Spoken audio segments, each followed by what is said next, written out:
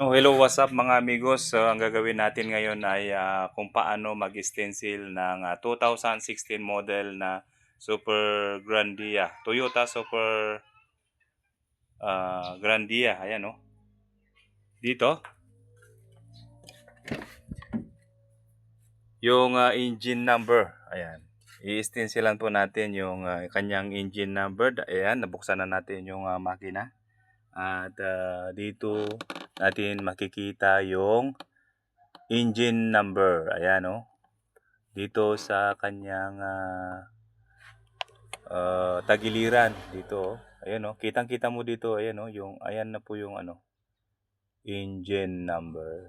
Ayan. At yung chassis number naman dito sa harap. Ayan, nabuksan na natin yung hood diyan sa harap. At dito naman natin makikita yung dito sa harap, ayan, dito po yung chassis number. Ayan po siya. Ayan. So, i-istinsalan po natin, guys.